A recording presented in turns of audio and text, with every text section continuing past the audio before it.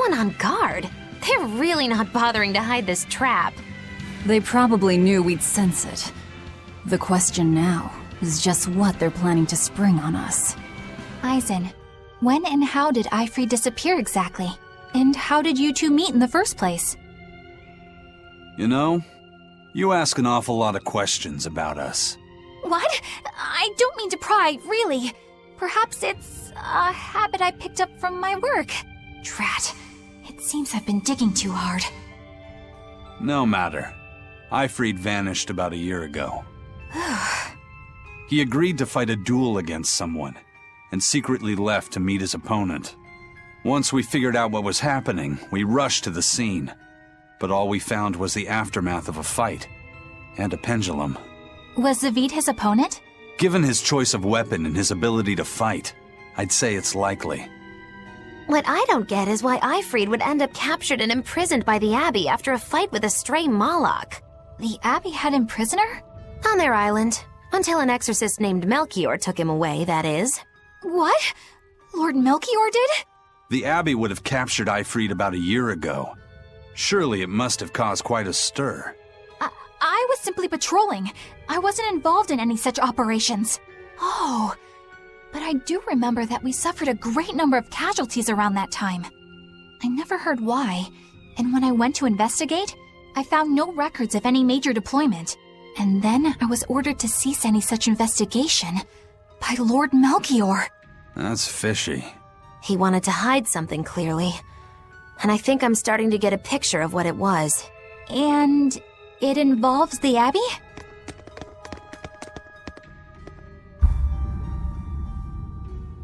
Eifried. So, this is von Eifried.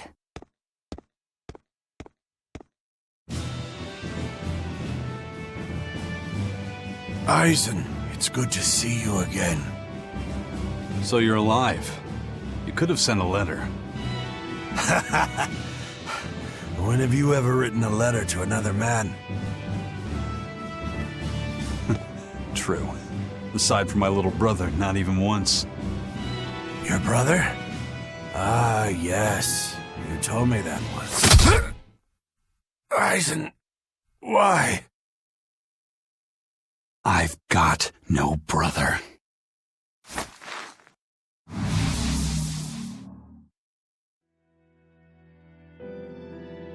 Enough of your tricks!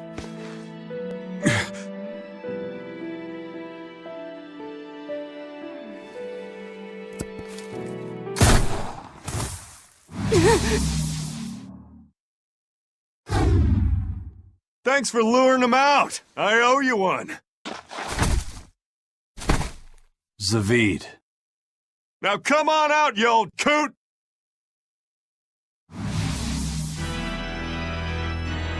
Lord Melchior. Breaking through my double illusion. Impressive.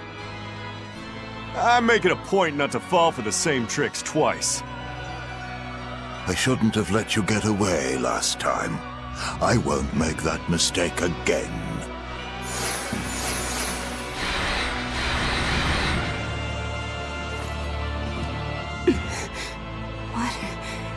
Why am I here? Her consciousness has returned, so that is its power.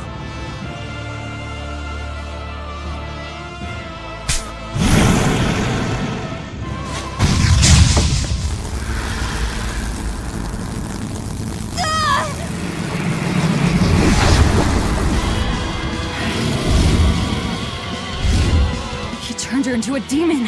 What? This can't be happening.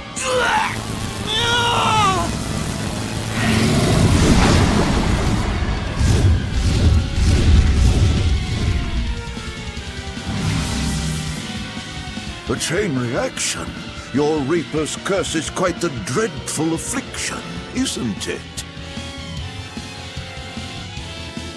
Don't you run away! Heads up! Wyvern's coming!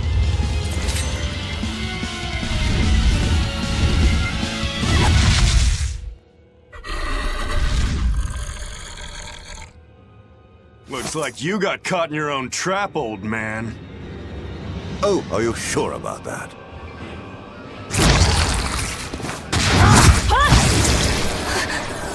What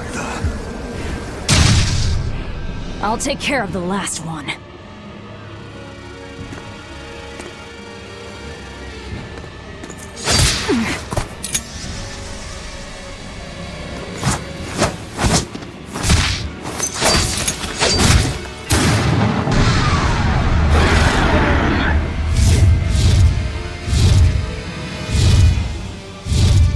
He just saved the wyvern? You folks jump in and kill without a second thought. Is that your creed? Marvelous. Your Siegfried is just the power I've been looking for.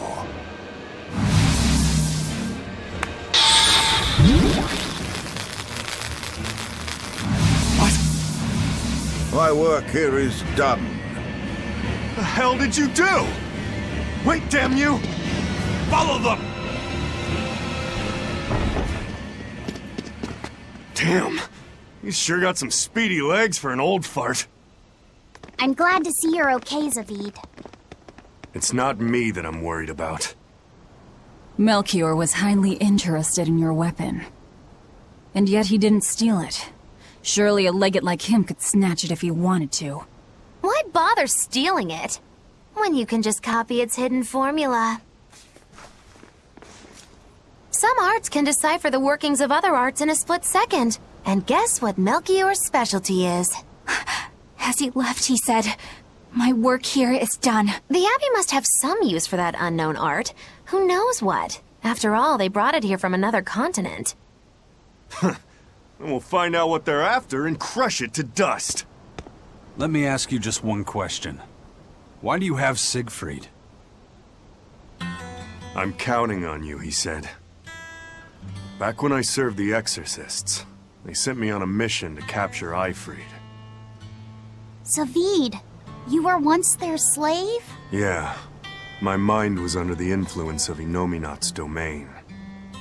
But when Ifrid aimed this baby at me, one shot was all it took to open my eyes.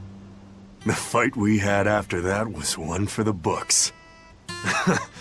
He might have been a human, but that guy was a beast. Put a song in my soul. But then Melchior had to jump in and spirit Ifrid away with one of his damned illusions. That old bastard! Playing tricks with people's minds. But why'd he grab Ifrid and not Siegfried when he had the chance? He probably didn't know at the time that this guy was the real prize he was after. But Ifrid knew. Right before he was taken, he distracted Melchior long enough to hand Siegfried over to me. Well, that's all I know. Whether you believe me or not is up to you. Got it.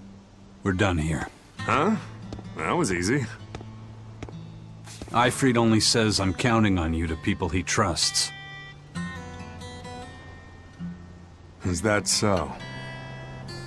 So, what are you gonna do now? Gonna keep looking for Ifrid. Still gotta give this back and settle our score. I doubt you have much time left to get that done. I'd hazard a guess that until now, Melchior was unaware what Siegfried could really do. In other words, he and the Exorcists weren't able to interrogate anything out of their captive. And now that Ifrid's no longer needed, I see no reason for them to keep him alive. You think I don't know that? If you really want to save Ifrid, you probably ought to team up with us. Nope. No can do. Why not? You lot will do anything to achieve your goals. Even kill. Sorry, I'm a fighter, not a killer. I won't steal a single life. That's just my creed. And I've got no intention of changing our pirate creed either. Eisen and Zavid have their own creeds. They both have such strong principles, even though they're so different. Just like humans.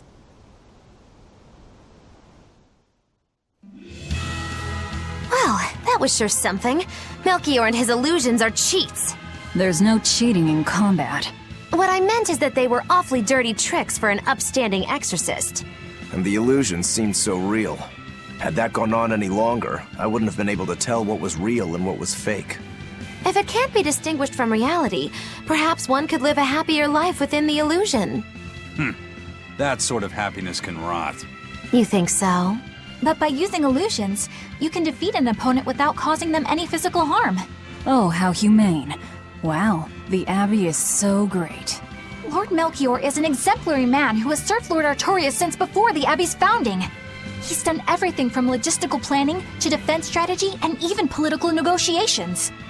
He shows the utmost concern, even for his opponents, so... He turned a friendly Malak into a dragon. That was... Physical wounds can heal. Emotional wounds never fully fade. Yeah, but... Don't lose heart, Eleanor. Foul play is foul play, but you're talking to a demon and a witch. Who can judge? I appreciate that you're trying to console me, but as an exorcist, I cannot accept this. I thought I smelled someone pondering. What's on your mind, Laphicet?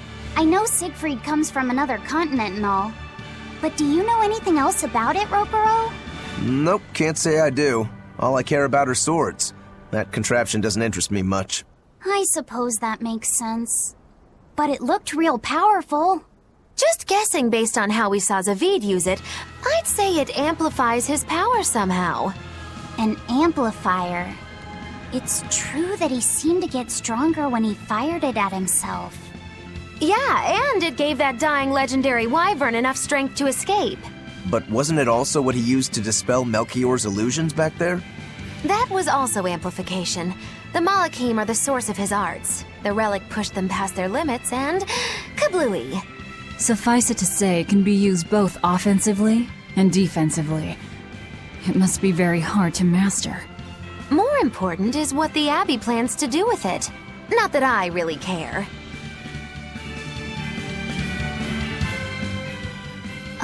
Laphicet? May I ask you something? What is it? The girl with the umbrella from Lord Melchior's illusion.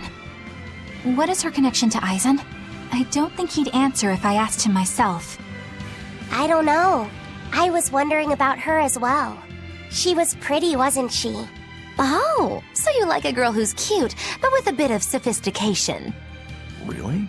I thought his type was more like Shh. What's going on?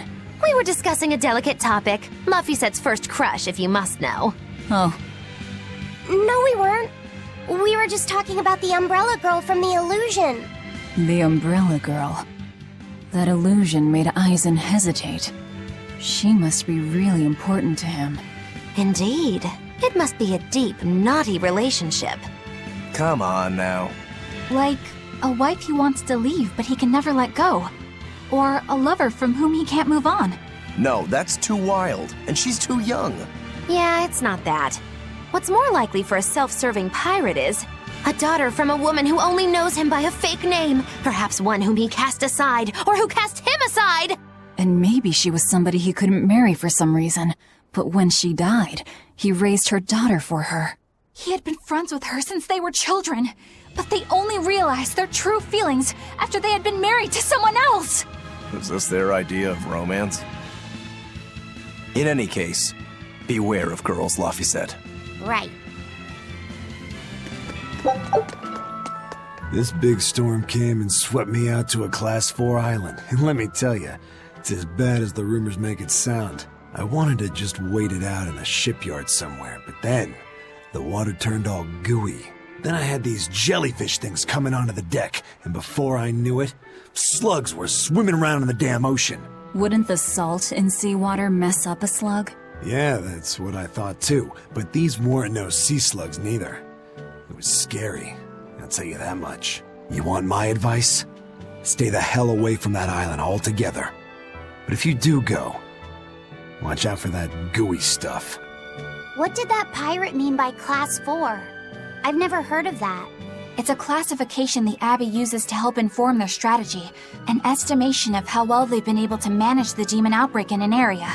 Administrative Zone Classes 1 through 3 have been assigned a suitable contingent of Exorcists to guarantee the population's safety. So, Class 4 administrative zones are ones that are still unsafe? In a perfect world, the entire kingdom would be protected, but there's just not enough manpower to go around. The Abbey doesn't send Exorcists to remote areas and far-off islands. Instead, they avoid casualties by making those areas off-limits. But that pirate mentioned he'd come close to an island. Are those policies actually enforced? They send out an official notice to stay away, and that's all. It's not like they could blockade every tiny remote island out there. So you're free to dive into the deep end if you want, but no one will come to your rescue. Hope you know how to swim. If they could keep the demons in check, they wouldn't have to tell people to stay clear. Frankly, I think the Abbey just doesn't want to go near places like that. In other words, these are dangerous places that the Abbey has washed their hands of. Makes you wonder how much they can administrate these places when they're not willing to get their hands dirty.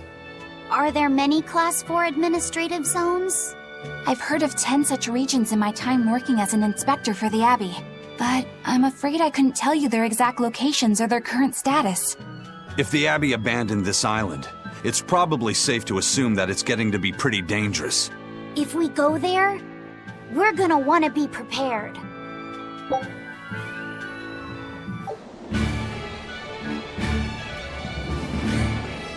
It's too bad that wasn't the real Ifreed.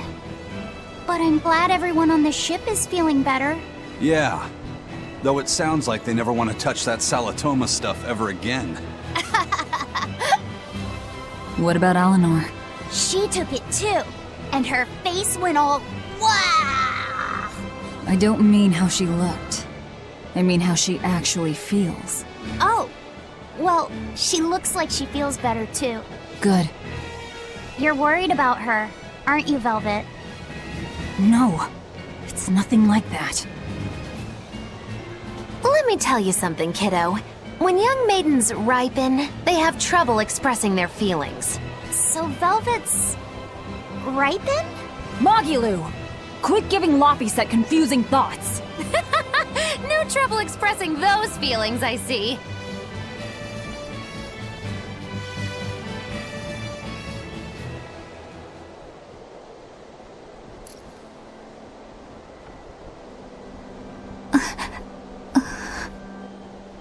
The Abbey is supposed to exist to bring peace and order to the world. Everything the Abbey does, everything Lord Melchior and Shepherd Artorius do, it ought to be rooted in that mission. And yet, something just doesn't feel right here. You are dismissed. That knowledge is not for you. Something wrong? Whoa! Easy there. Just asking. Sorry. I was just deep in thought. Is there something you need from me? Nah. Just heard a bunch of sighs and wondered if you were feeling sick or anything. No, I drank my Salatoma juice. Ah. Tasted like crap, didn't it? It wasn't that bad. Hey. What? Are you afraid of demons? No, I am not. It's more like I despise them. 10 years ago, a group of them attacked my village. They destroyed everything. And everyone. Including your family? Yes. The only family I had at that point was my mother. And in all the chaos, she... All I have left of her is this hand mirror she gave me. I didn't want anyone else to have to feel the way I did. And so I became an exorcist in order to destroy demons. So you can keep your pity. Gotcha. I will then.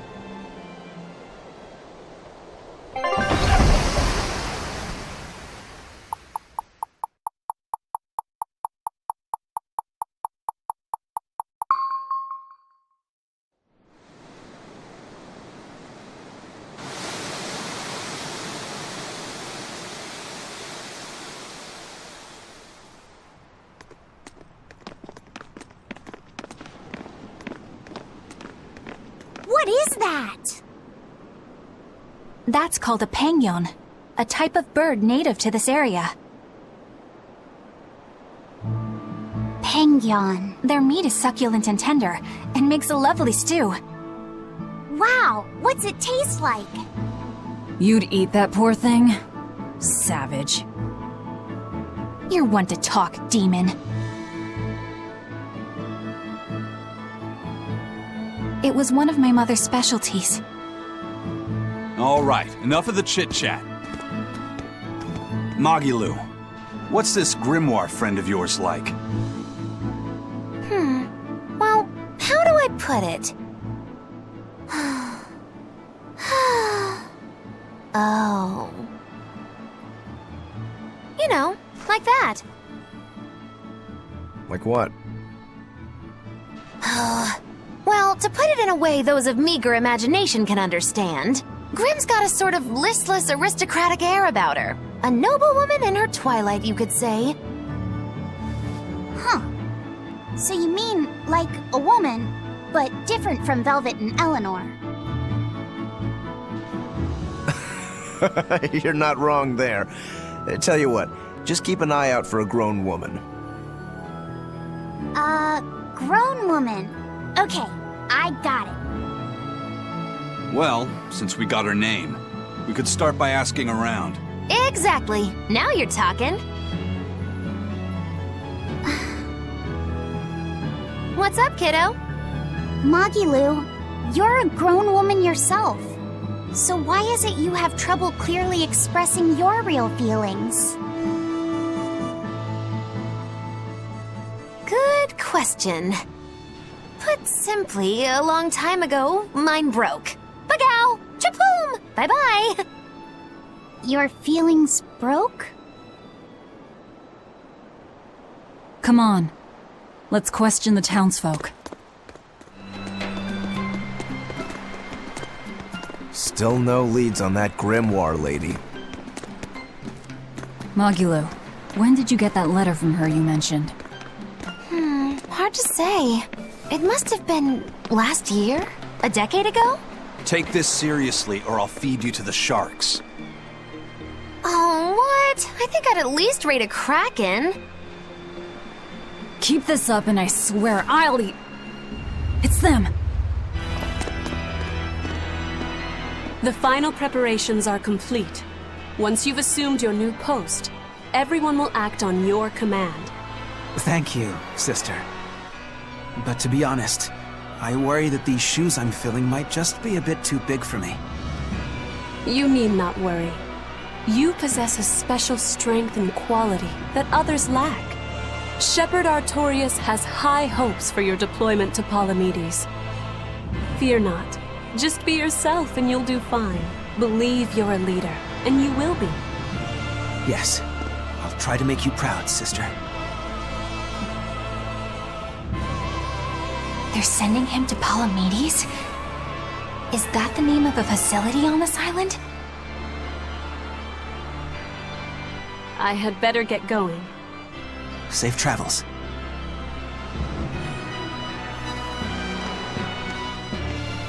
Oh, one more thing. Be careful around the demon in Haria. It's stronger than it looks. We've even had some casualties. Understood.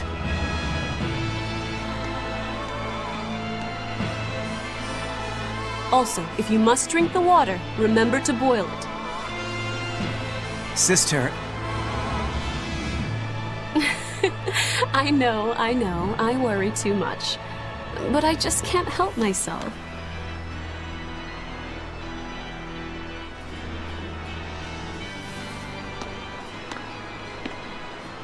So, there's a demon in Haria. Sounds like it's a pretty feisty one, too. If so, it may prove useful. Still, what magical timing for Oscar to show up here at the very same hour we do. I understand your suspicion of me, but have you any proof? None, it's true. But as an exorcist, you're certainly sympathetic to the Abbey's cause. And soon you may wish we were sympathetic.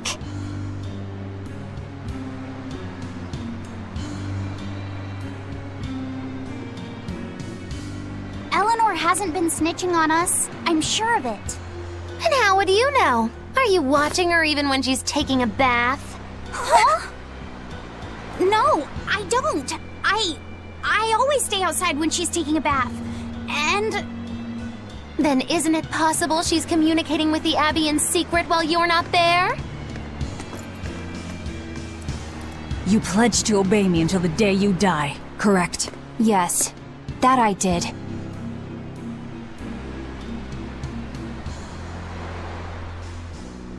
Remember, when you two trade blows, only the Abbey wins. One less demon, and one less traitor for them to worry about. While we're standing around here arguing, that demon could be attacking Grimoire! It's true. Let's find some more people to question around town.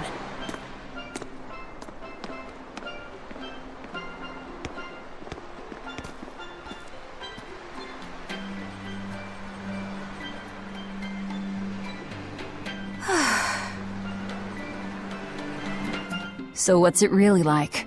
Huh? The connection between Malak and Vessel. Do you share, like, thoughts and feelings? Sort of. When I'm dwelling inside Eleanor, I can see what she sees and hear what she hears. But I can't read her thoughts or her emotions. Sitting in a box doesn't teach you how the box feels. I see. In that case, I want to give her as little time alone as possible. I don't want to bathe with her, alright? I know. You're a boy and all. For her baths, we can send Bienfu. No, that's a bad idea. It'll have to be Magilou. Or myself. Phew! What sort of boundaries have you and Eleanor drawn? How do you sleep? We talk before bed sometimes. But it's not like I'm sleeping by her side or anything. It's easier for me to tell when she wakes up if I'm dwelling inside her. Does she ever get out of bed at night? Not in my experience. And she sleeps so peacefully. Huh? When she's around you guys, she always looks so stern. But when she's sleeping, her expression is... softer, you could say. She lets her hair down, too. And I think it's kinda prettier that way. Huh. So that's what he likes. Well, keep an eye on her, but... But? Watch out for the older girls. Huh? Teresa and Oscar sure seem close. I've known them since I was an initiate, but I've never seen them quarrel, not even once. Did you ever fight with your brother, Velvet? Yeah, I guess I did. Sometimes I'd chew him out, and he'd sulk and stop talking to me, but I found that adorable too. You did? No matter how much he dug in his heels, or tried to talk like he was in charge, after a while he'd be right there trailing along behind me. Like a little puppy dog. Puppies are a lot more obedient. I always had to keep an eye on him. Little brothers are odd creatures. Rokuro's a little brother. Is he adorable too? Huh? I don't think a little brother who's out to kill you is in any way adorable. But Shigure seemed like he was having fun. Sometimes you just don't make sense. Huh? I don't know. Little brothers. Do you have any siblings? I'm an only child. Well then, that's perfect. You pretend the boy is your little brother. Huh? That's a bit extreme, but actually, when I'm talking with Lavisette, sometimes I think, this is what having a brother must feel like. I could be Eleanor's brother. Don't take any of this nonsense seriously, Lavisette. Malakim are just tools to Exorcists. She can never think of you as her brother. Oh, yeah. You're wrong. I've changed how I view Malakim. I know that's true because I can think of him as a brother. Right. She's all talk. Don't believe her. It seems to me like you're the one who's treating him as a tool, by forcing your own opinions upon him. Ooh, Two sisters struggling for the affections of their brother. Eeny teeny candlestick, which one will the Muppet pick? How about an older brother instead?